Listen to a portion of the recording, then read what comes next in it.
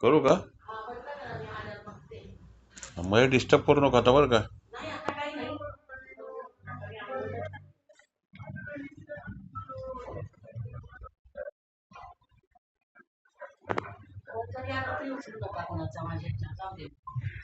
Hello, good evening all of you.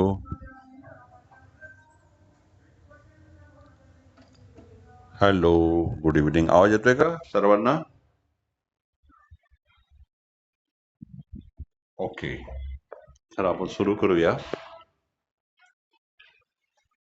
काल आपण बोलल्याप्रमाणे आपण 45 मॉडेल ऑक्झिलरीचा अभ्यास सुरू केलेला आहे.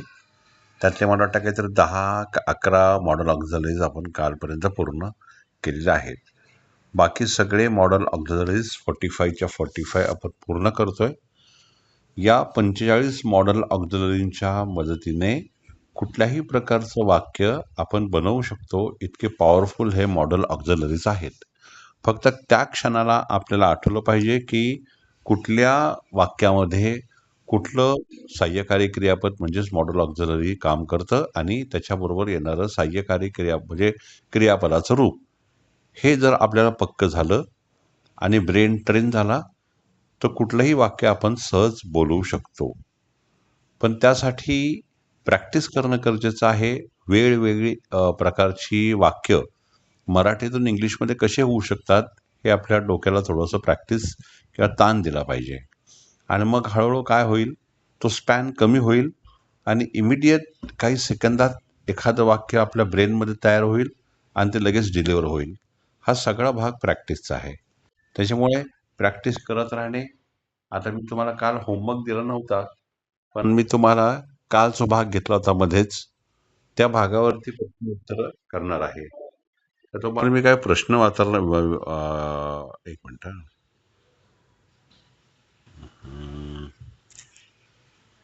1 मिनिट.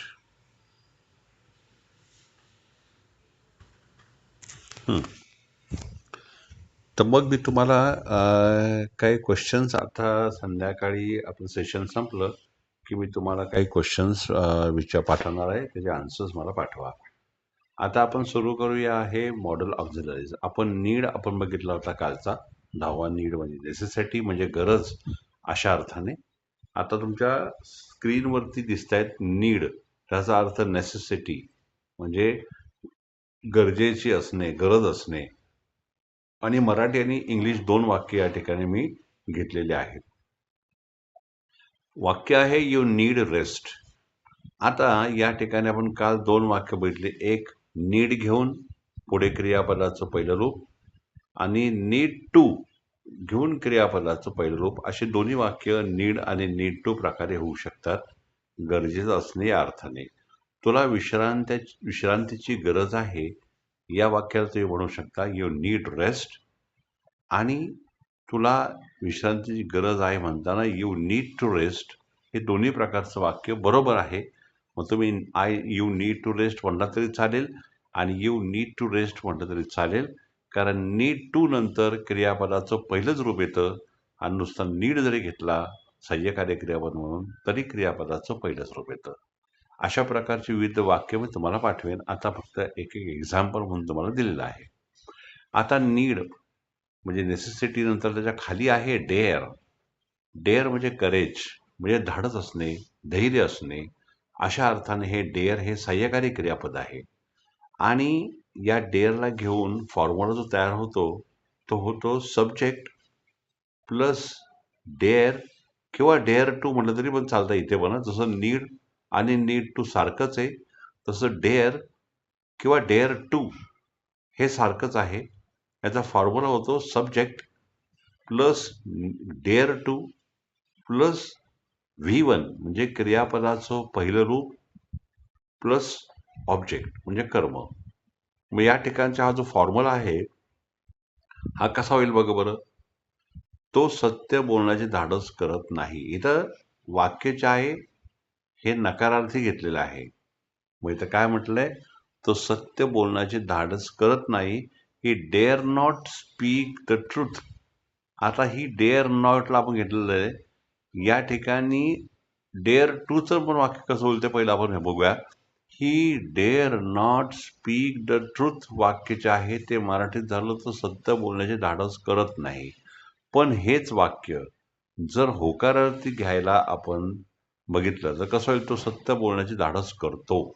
बघा, इथं डायरेक्टली डेअरच्या आधारे आपल्याला नकारार्थी वाक्य दिसतंय, पण हेच वाक्य होकारार्थी होऊ शकतं. ते कसं होऊ शकतं, तर ते होकारार्थीमध्ये होणार तो सत्य बोलण्याचे धाडस करतो. मग या वाक्याला म्हणणार he dare to speak the truth असं होऊ शकतं. इथं नॉट नाही घेतलं तरी चालेल, कारण हे वाक्य होकारार्थी होऊ शकतं.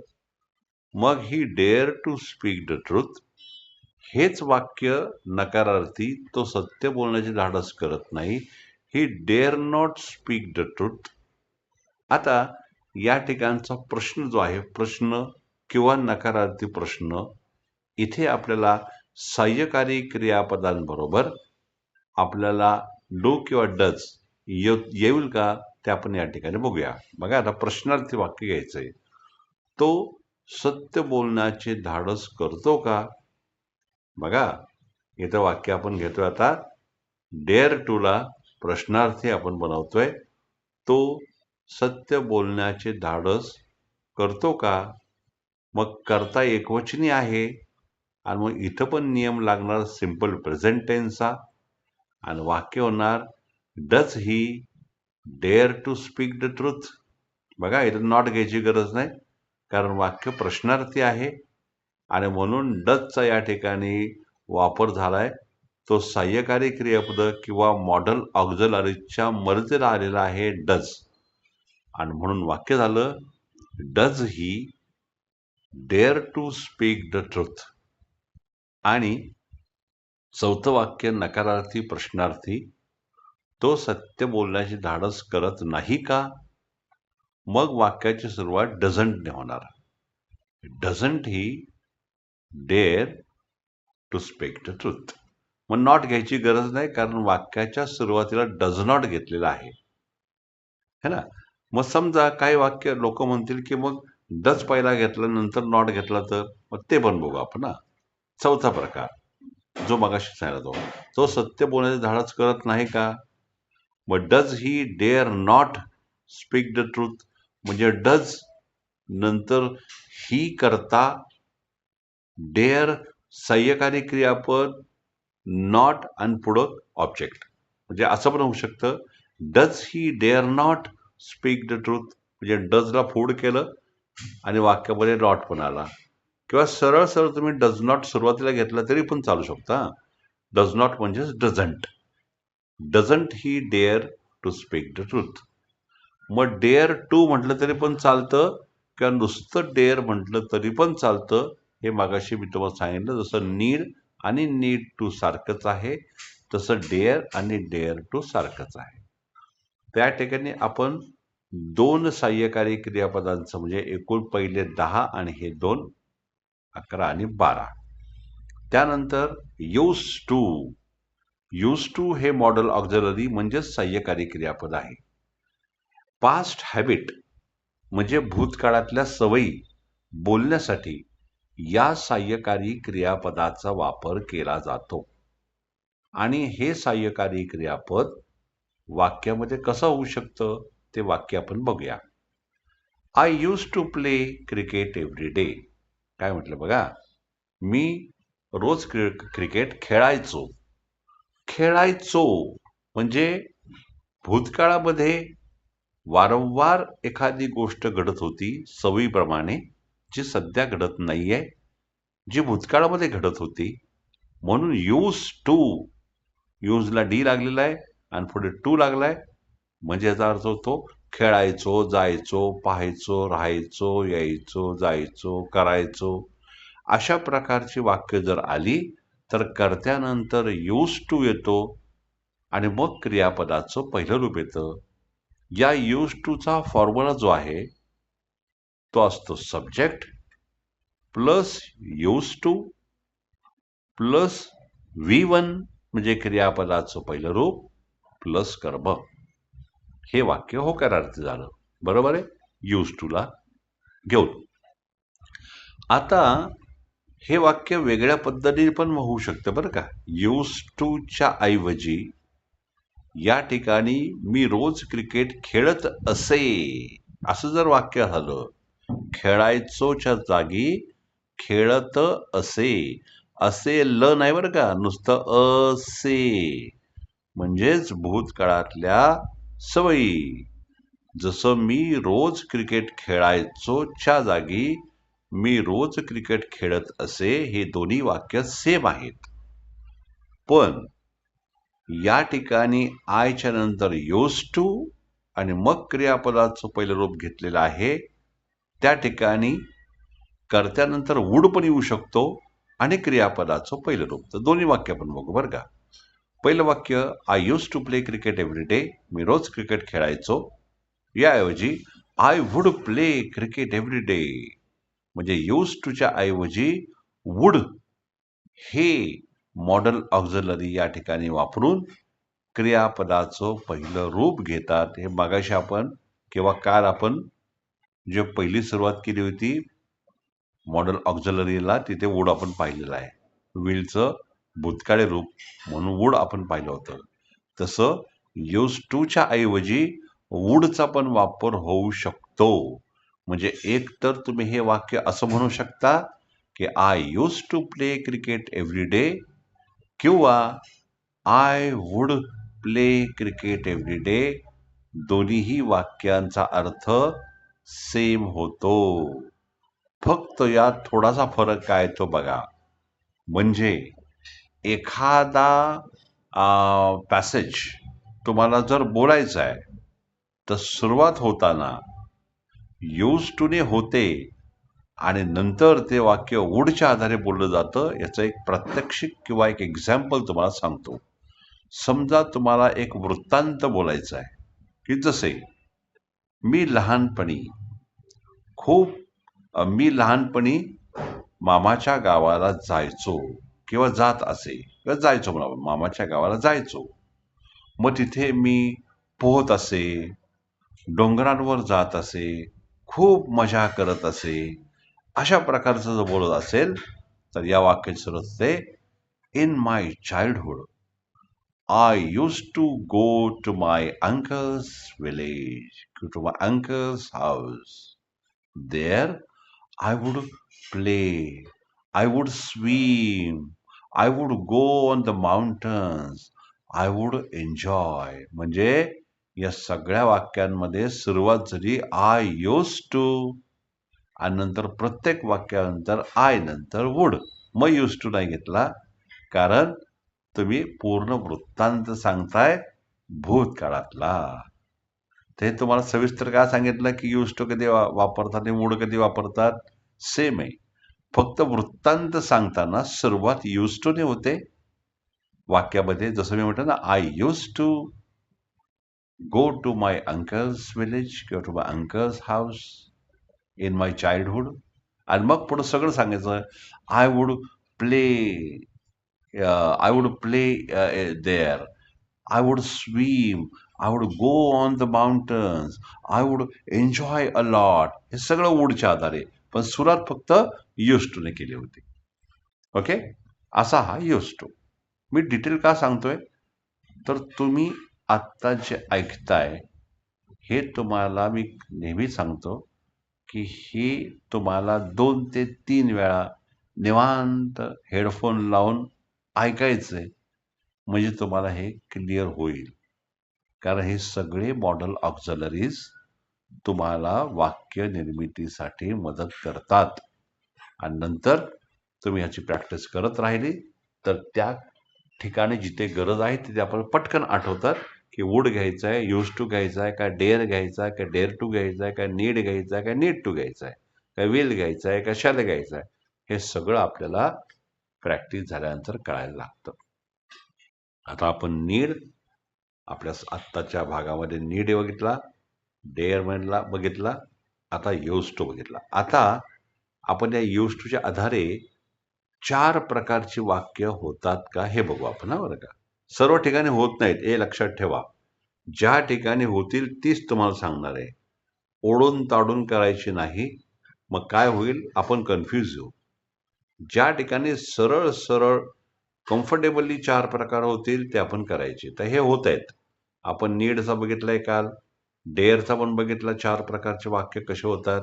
आता यूज टू 4 प्रकारचे वाक्य कसे होतात ते आपण बघूया.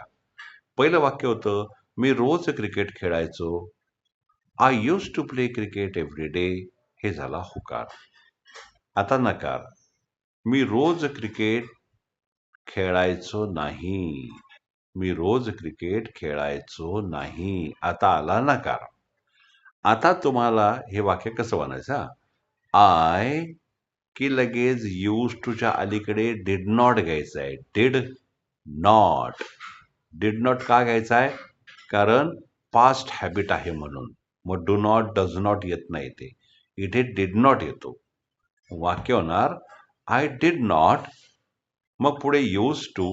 पण यूज टू म्हणताना यूजचा डी निघून जातो बरं का. युज्ड टू असं, युज्ड टू असं होत नाही. तर फक्त यूज टू हा डी जो आहे USED मधला तो डी निघून जाणार. कारण वाक्य नकारार्थी आहे. वाक्यात डिड नॉटचा उपयोग झालेला आहे.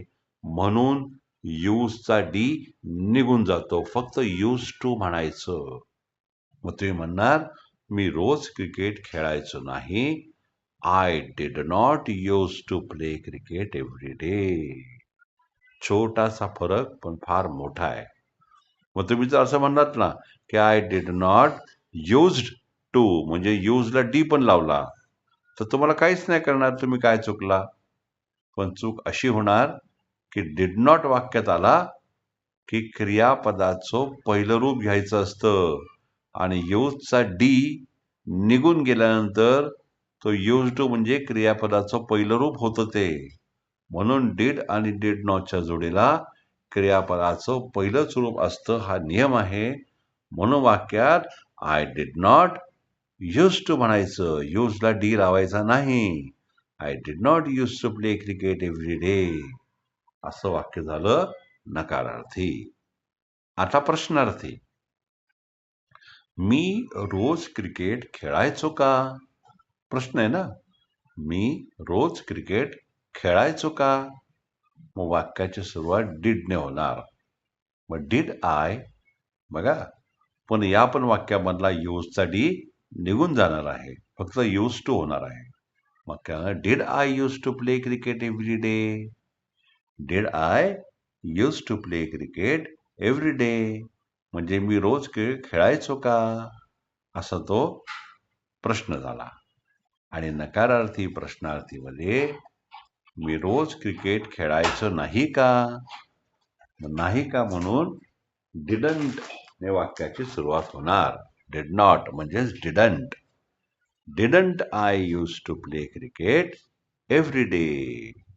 म्हणजे बघा, होकारार्थी वाक्यामध्ये I used to play cricket every day असं वाक्य झालं होतं, जिथे यूजला डी होता आणि युज्ड टू असा आपण उच्चार केला होता.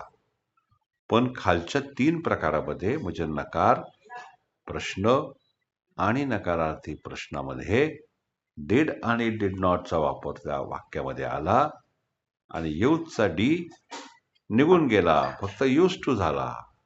एक शेवटी आता पुन्हा एकदा 4 वाक्य सांगतो, मग पुढे जाऊ आपण. I use to play cricket every day. मी रोज क्रिकेट खेळायचो. I did not use to play cricket every day. मी रोज क्रिकेट खेळायचो नाही. Did I use to play cricket every day. मी रोज क्रिकेट खेळायचो का? आणि didn't I use to play cricket every day. मी रोज क्रिकेट खेळायचो नाही का?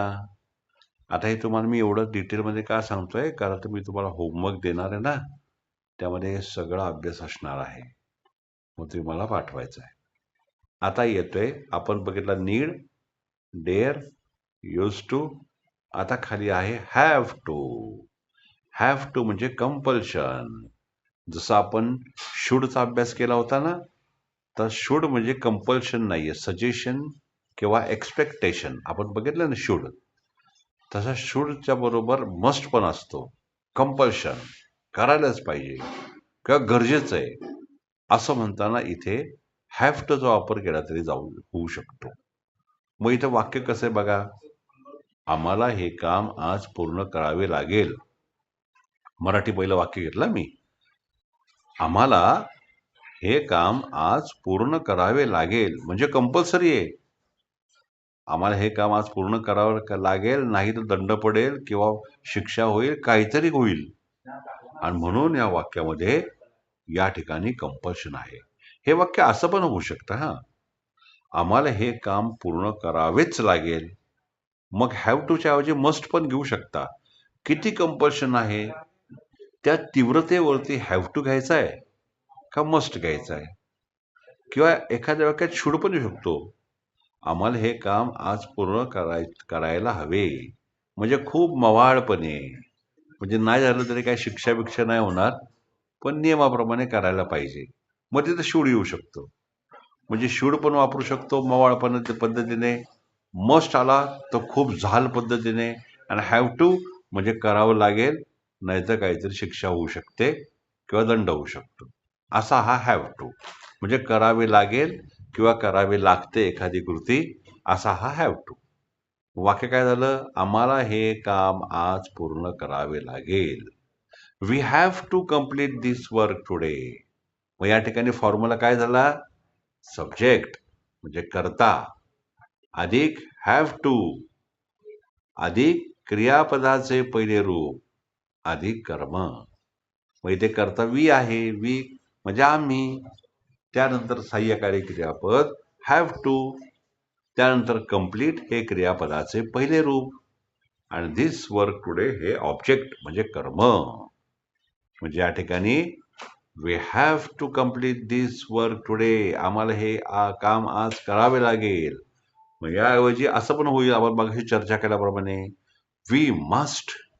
हॅव टूच्या ऐवजी we must complete this work today. आम्हाला हे काम आज पूर्ण करावेच लागेल. मग आला मस्ट. आणि जर शुड घ्यायचा आलं तर we should complete this work today. आम्हाला हे काम आज पूर्ण करायला पाहिजे. म्हणजे करायला पाहिजे म्हणजे मवाळ पद्धतीने. मस्ट म्हणजे कंपल्शन, कंपल्सरी करायलाच पाहिजे. आणि हॅव टू म्हणजे करणं गरजेचं आहे, करायलाच पाहिजे, नाहीतर काहीतरी अडचण येऊ शकते, दंड होऊ शकतो, शिक्षा होऊ शकते. ओके, असा हा हॅव टू. आता जसं आपण नीड, डेअर, यूज टू ची 4-4 वाक्य बघितली, तसं हॅव टू पण 4 वाक्य होऊ शकतात इथे. ती सुद्धा आपण एकदा बघून घेऊया. पहिलं झालं, आम्हाला हे काम आज पूर्ण करावं लागेल. We have to complete this work today. हा झाला होकार. आता नकार. आम्हाला हे काम आज पूर्ण करावे लागणार नाही. ते म्हणणार वी डोंट. आता हॅव टू ला मदत करायला डोंट किंवा डझंट यायला पाहिजे. पण या ठिकाणी करता आहे 2 भाग, हॅव टू आणि हॅज टू. मग हॅव टू कधी घ्यायचा आहे? तोच नियम आपला जुना, साधा वर्तमान काळाचा. म्हणजे जर कर्त्या ठिकाणी I, we, you, they, plural noun यापैकी कर्ता असेल तर हॅव टू घ्यायचा आहे आणि मग पुढे क्रियापदाचं पहिलं रूप. त्याचप्रमाणे कर्त्या ठिकाणी जर ही, शी, इट, सिंग्युलर नाउन 4 पैकी जर कर्ता असेल तर हॅव टू नाही घ्यायचा, मग हॅज टू घ्यायचा आहे. HAS, हॅज टू आणि पुढे क्रियापदाचं पहिलं रूप. पण नकारार्थी वाक्य जर घेतली तर आय, वी, यू, दे प्लुरलांपैकी जर करता असेल तर डोंट घ्यायचा आहे आणि मग हॅव टू. पण जर कर्त्या ठिकाणी ही, शी, इट, सिंग्युलर नाउन यापैकी करता असेल तर डज नॉट येईल आणि हॅज टूचा हॅव टू होईल. हे लक्षात घ्या. हॅज टूचा हॅव टू होतो. डोंट हॅव टू ठीक आहे, तो काय बदलणार नाही. पण हॅज टू जो आहे ना, हॅज टू, तो डज नॉट आला वाक्यात की हॅज हॅव होतो. हॅज टूचा हॅव टू होतो. तर आपण या ठिकाणी 4ही वाक्य बघू आपण, म्हणजे तुम्हाला समजेल. पहिल्यांदा आपण हॅव टू घेऊया, ज्या ठिकाणी I we you they plural नाउनपैकी करता असेल तर. आता आपण मगाशी वाक्य बघितलं की आम्हाला हे काम आज पूर्ण करावं लागेल. We have to complete this work today. नकार. आम्हाला हे काम आज पूर्ण करावे लागणार नाही. We don't have to. We आणि डोंट हॅवच्या मध्ये वी आणि हॅव टूच्या मध्ये डोंट येऊन बसणार. वाक्य होणार we don't have to complete this work today. हे झालं नकार.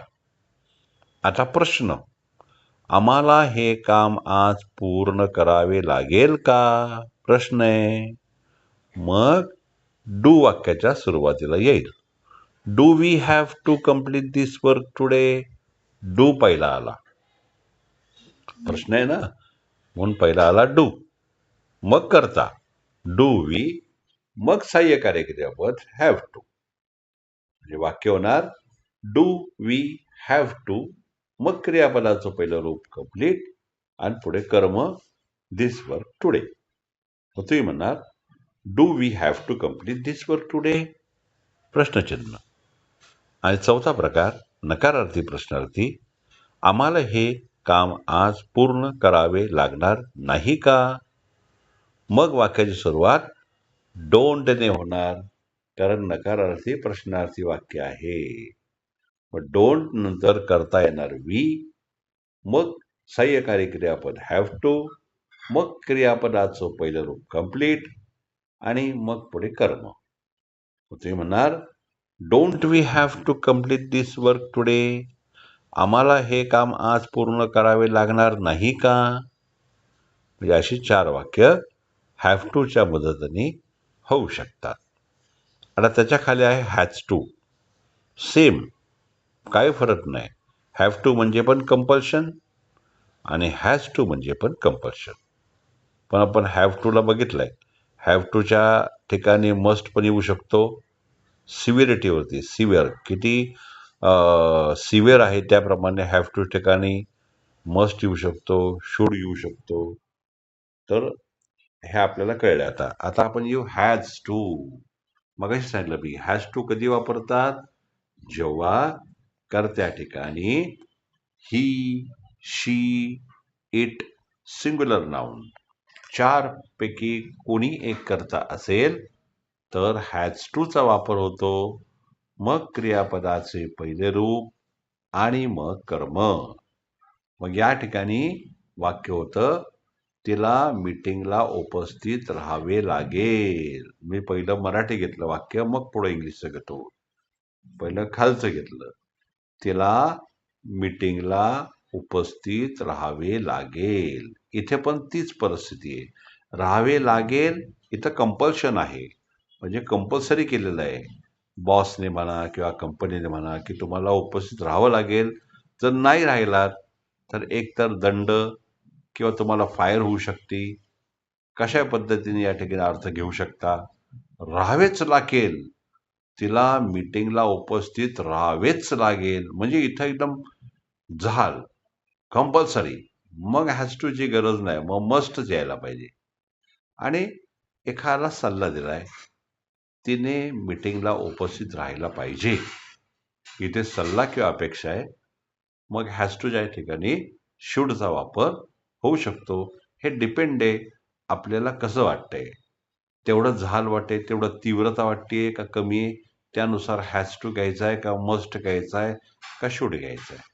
तर इथं आपण हॅज टू घेतलेला आहे. आता इथे पण 4 वाक्य होऊ शकतात. पहिलं वाक्य तिला मीटिंगला उपस्थित राहावे लागेल.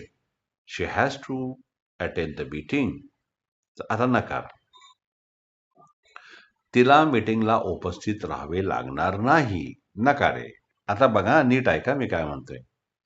होकार होता तिला मीटिंगला उपस्थित राहावे लागेल. She has to attend the meeting. आता तिला मीटिंगला उपस्थित राहावे लागणार नाही. मग शी आता डज नॉट घ्यायचा, आता डू नॉट घ्यायचा नाही, कारण कर्ता एकवचनी आहे. ही, शी, इट सिंग्युलर नाउन यापैकी असल्यामुळे शी या कर्त्यानंतर डज नॉटचा वापर होऊन मग हॅज टूच्या ऐवजी हॅव टू म्हणायचं. हॅज टू म्हणजे परावर्तित होतो. वाक्य होणार she doesn't have to attend the meeting. मग तुम्ही जर म्हटलात ना she doesn't has to attend the meeting असं जर म्हटलात ना तर हे वाक्य ग्रॅमॅटिकली चुकेल. जसं डिड नॉट आपण यूज टू वेळेला बघितलं ना की डिड नॉट वाक्यात आला की युज्ड चा डी निघून जातो आणि यूज टू फक्त राहतो.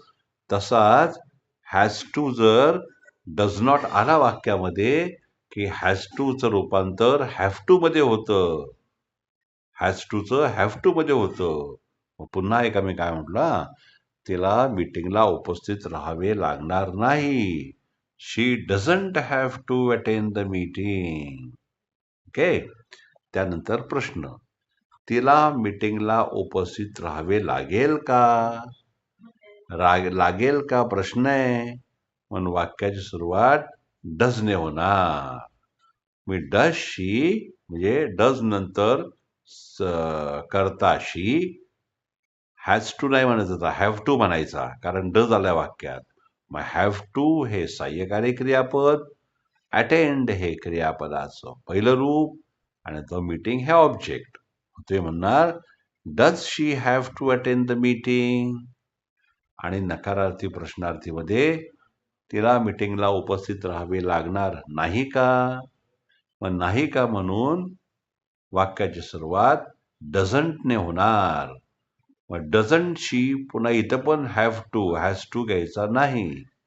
Doesn't she have to attend the meeting. अशा पद्धतीने 4 वाक्य झाली. मग 2 सरळ सरळ आहेत. एक तर हॅव टू कंपल्सरी आणि हॅज टू म्हणजे पण कंपल्सरी. पण हॅव टू आणि हॅज टू मध्ये फरक काय? तर जर कर्त्या ठिकाणी I, we, you, they, plural noun या 5 पैकी जर करता असेल तर हॅव टू घ्यायचा आहे. मग क्रियापदाचं पहिलं रूप मग कर्म. पण राहिलेल्या वाक्यांमध्ये म्हणजे नकार, प्रश्न आणि नकारार्थी प्रश्न अशा प्रकारची जर वाक्य असतील तर कर्त्यानंतर डू किंवा नॉट म्हणजे डू नॉट अधिक हॅव टू मग क्रियापदाचं पहिलं रूप आणि मग कर्म. प्रश्नार्थी वाक्यामध्ये डू ने वाक्य सुरू होईल, मग कर्ता, मग हॅव टू, मग क्रियापदाचं पहिलं रूप, मग कर्म. आणि नकारार्थी प्रश्नामध्ये डोंट ने वाक्य सुरू होईल, डोंट, मग कर्ता, मग हॅव टू सहाय्यकारी क्रियापद, मग क्रियापदाचं पहिलं रूप, मग कर्म. असं हॅव टू. आणि हॅज टू सेम. फक्त नियम काय होईल आता? जर कर्त्या ठिकाणी ही, शी, इट, सिंग्युलर नाउन यापैकी जर कर्ता असेल तर हॅज टूचा वापर होऊन क्रियापदाचे पहिले रूप आणि मग कर्म. पण जर वाक्य नकारार्थी, प्रश्नार्थी आणि नकारार्थी प्रश्नार्थी असेल तर वाक्यामध्ये कर्त्यानंतर डज नॉट, मग हॅज टूचा हॅव टू होतो, मग क्रियापदाचं पहिलं रूप, मग कर्म. प्रश्नार्थी वाक्यामध्ये वाक्याची सुरुवात डजने होते, मग कर्ता, मग हॅव टू, जो हॅज टू झाला होता तो हॅव टू, मग क्रियापदाचे पहिले रूप, मग कर्म. आणि नकारार्थी प्रश्नार्थीमध्ये डझंटने वाक्य सुरू होतं. डझंट, मग कर्ता, मग सहाय्यकारी क्रियापद हॅव टू, मग क्रियापदाचे पहिले रूप, मग कर्म. अशा प्रकारे हॅज टू. हॅव टू आणि हॅज टू हे तुम्हाला चांगले समजलेले आहे. आता आपण खाली येतोय हॅड टू. हॅड टू म्हणजे पास्ट कंपल्शन, करावे लागत होते किंवा करावे लागले. बघा करावे लागेल म्हणून हॅव टू किंवा हॅज टू. पण करावे लागले, भूतकाळामध्ये एखादी कृती करावी लागली म्हणजे पास्ट कंपल्शन आलं तर वाक्यामध्ये हॅड टूचा वापर होतो, हे समजून घ्या. मग हॅव टू आणि तिसरं आहे हॅड टू. इथे फॉर्म्युला असतो सब्जेक्ट. मग सब्जेक्ट कुणी असेल आता? I, we, you, they, he, she, it, singular noun, plural noun कोणी असेल? Subject plus had to plus V1 क्रियापदाचे पहिले रूप प्लस कर्म. आता इथे पण 4 प्रकारची वाक्य होऊ शकतात. आता इथे पण वाक्यामध्ये डिड आणि डिड नॉटचा उपयोग होणार, कारण वाक्य भूतकाळी आहे. ते आता आपण नीट समजून घेऊ. पहिल्यांदा होकारार्थी वाक्य आपण बघूया. त्यांना पावसात चालावे लागले. लागले बघा, म्हणजे होऊन गेलेले. त्यांना पावसात चालावे लागले. They had to walk in the rain. Had to नंतर चालणे हे क्रियापदाचं पहिलं रूप, पण वॉकचा वापर झालेला आहे. मग they had to walk in the rain हे झालं होकार. आता नकारार्थी वाक्य. त्यांना पावसात चालावे लागले नाही. वाक्य होणार दे डिड नॉट. म्हणजे दे आणि हॅड टूच्या मध्ये डिड नॉट बसणार आणि वाक्य होणार दे डिड नॉट. आता हॅड टू म्हणायचं नाही, कारण नियम काय म्हणतो?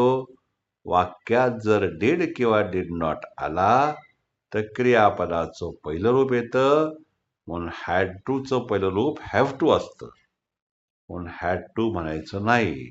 वाक्यात डिड नॉट आला की हॅड टू नाही म्हणायचं, मग हॅव टू म्हणायचं. वाक्य होणार they did not have to walk in the rain. हा झाला नका. आता प्रश्न, त्यांना पावसात चालावे लागले का? मग वाक्याची सुरुवात डिडने होणार. डिड दे पुन्हा हॅड टूचा हॅव टू होणार, कारण वाक्यात डिड आलाय. Did they have to walk in the rain. आणि नकारार्थी प्रश्नार्थीमध्ये त्यांना पावसात चालावे लागले नाही का? नाही का म्हणून वाक्याची सुरुवात डिड नॉटने होणार. डिडंट. डिडंट दे पुन्हा इथं हॅव टू, हॅड टू नाही. Didn't they have to walk in the rain. त्यांना पावसात चालावे लागले नाही का? म्हणजे बघा, हॅड टू ला मदत करण्यासाठी डिड किंवा डिड नॉट वाक्यात आले आणि हॅड टूचे हॅव टू झाले. जसे हॅज टू मगाशी आला ना, तर वाक्यात डज किंवा डज नॉट आला की हॅज टूचा हॅव टू झाला. तसाच हॅड टू वाक्यामध्ये असताना 3 खाली प्रकारमध्ये नकार प्रश्न किंवा नकारार्थी प्रश्नार्थामध्ये डिड किंवा डिड नॉट आला आणि हॅड टूचा हॅव टू झाला. अशा प्रकारे आपण हॅड टू वर बघितला. नीड टू आपण बघितलेला आहे आधीच. तर नीड आणि नीड टू सेम आहे. इथे वाक्य आपण वेगळं बघितलंय. तुला मन लावून अभ्यास करण्याची गरज आहे. You need to study hard. तुला मन लावून अभ्यास करण्याची गरज नाही. यू डोंट नीड टू किंवा you need not to study hard. Need not to म्हणलं तरी चालतं. इथे 4 प्रकार घ्यायची गरज नाही. 2 वाक्य चालू शकतात. होकार आहे you need to study hard. तुला मन लावून अभ्यास करण्याची गरज आहे. आणि नकार तुला मन लावून अभ्यास करण्याची गरज नाही. You need not to study hard असं म्हटलं तरी पण चालतं. या ठिकाणी 4 प्रकार होणे कंपल्सरी नाही. होकार नकार या ठिकाणी होऊ शकतो. अशा प्रकारे आपण आज मॉडेल ऑक्झिलरी इथपर्यंत नीड टू पर्यंत बघितलेले आहेत.